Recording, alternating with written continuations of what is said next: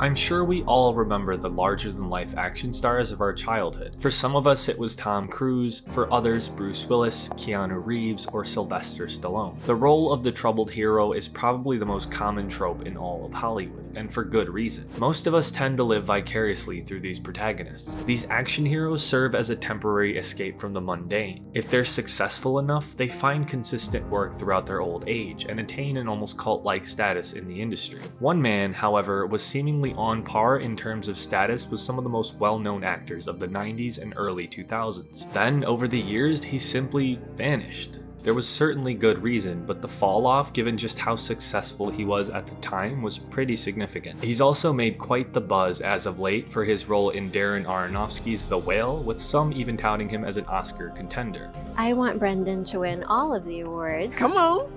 But we'll get to that later. Brendan Fraser has played the lead in at least 14 films, which in total have grossed around $1.7 billion at the worldwide box office. He wasn't exactly an indie actor. George of the Jungle, Bedazzled, Airheads, and the Mummy series to name a few. There's no shortage of credits to his name. So why the fall off? How could a man who was once at the top of Hollywood's A-list have a fall off so steep and so sudden? Well, it's kind of complicated. Actors need to follow an intense training regimen to maintain the figure needed for a leading role. You have access to the top weight loss and fitness resources in the industry, sure, but the level of commitment necessary to fluctuate physiques in the short amount of time between roles takes a massive toll on your body. If you're doing your own stunts, the repercussions aren't even comparable. Fraser's role in the Mummy franchise was more damaging to him than anyone realized. Years of injuries on set had taken a tremendous toll on his body. During the filming of The Mummy in 1999, Fraser was almost choked to death during his hanging scene in the opening of the movie. His co-star Rachel Weisz recalled that he stopped breathing and even needed CPR.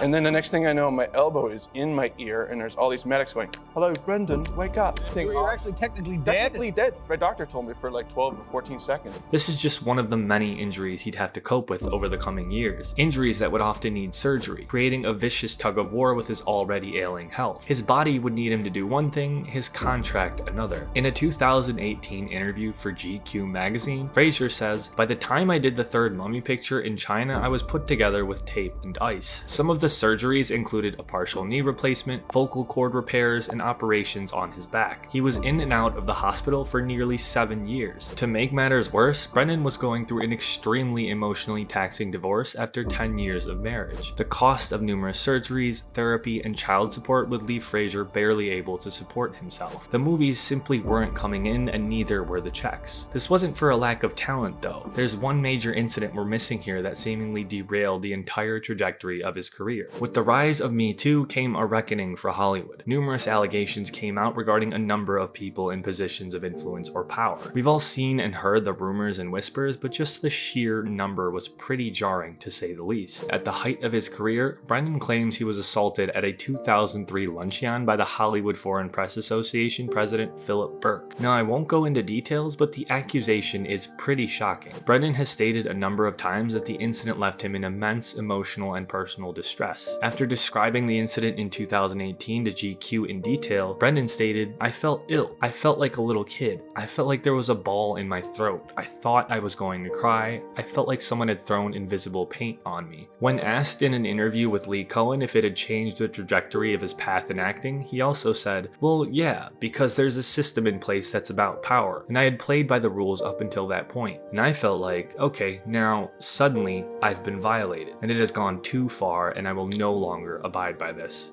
Now, the Hollywood Foreign Press would go on to conduct their own investigation of the incident and stated that they, quote, "stand firmly against assault and the type of behavior described." The investigation was eventually concluded, with Brendan alleging that the association would propose a joint statement asking for Brendan's consent to basically state that, while there was inappropriate touching, the evidence supported that it was to be taken as a joke and not a sexual advance. Brendan would refuse to sign the press release and reportedly told them, "Not sure I get the joke."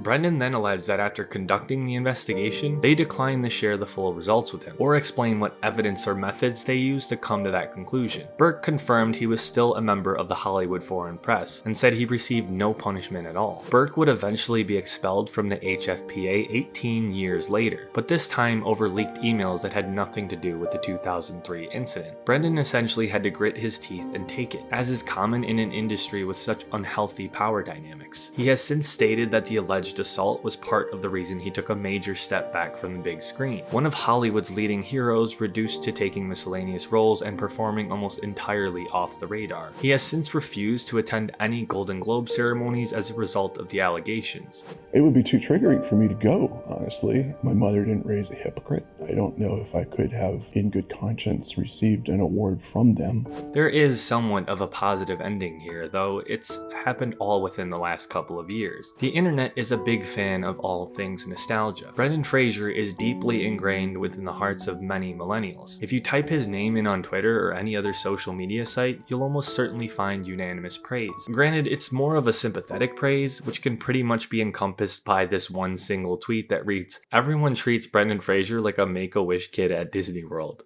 And I mean, who cares, honestly? The guy has been through absolute hell. And for him to continue working in an industry that significantly let him down just shows how committed he is to the craft. With the arrival of Darren Aronofsky's The Whale, we're shown a side of Brendan Fraser I don't think we've ever seen. He's no stranger to being a leading man, sure, but most of his roles come in the form of a quirky character or require little to no range. Most of these films don't exactly have Oscar contender level acting. They're either slapstick comedies, high budget action movies, or a smooth rom-com. The Whale is a film that warrants an immense amount of subtlety. We're given what Brendan Fraser deserved all along, a role that actually tests his talent as an actor, and believe me, he's certainly the best part of this film by a wide margin. Aronofsky knew it as well, having spent a decade attempting to make the film but couldn't due to a lack of proper casting for the role of Charlie. It took me a really long time for my team to come up with the idea of Brendan Fraser. Aronofsky would eventually tap Fraser for the role, and in 2021 it was announced that the film would be released under A24, essentially guaranteeing an audience given their cult status among indie fans and festivals. The results were kind of surreal. To say this was seen as Fraser's career comeback seems like an understatement. He hasn't played a leading role in over 12 years, and for Brendan, it couldn't have come at a more perfect time. He was all in, stating, "If I'm not approaching each day's work as if it's the first and last time I ever act, then I'm not the man for the job. With this movie, everything I had to offer is everything that you see on the screen, and it most certainly shows." The performance has received a ton of critical praise, landing a 6-minute standing ovation at the Venice Film Festival, which ended up moving the actor to tears. This of course went viral on social media, and everyone and their mother developed a resurgence of love for the once A-list actor. Reacting to the feedback, Brendan says, "It felt so affirming. I was emotional because it was acknowledgement that what we did was making an impact, and that kind of response feels completely new in my professional life." Even co-stars from his past have reached out to offer their support for the newly acclaimed actor. I made The Mummy Returns, which Brendan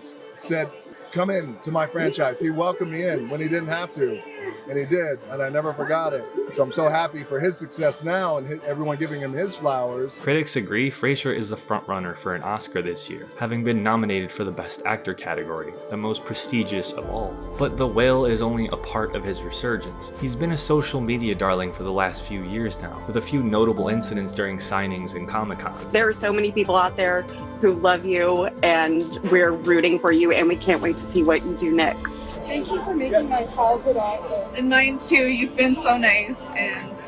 And the best part is, Fraser is someone who's not afraid to publicly acknowledge or appreciate the love he's been getting as of late. I'm glad to be here. I wouldn't have it any other way.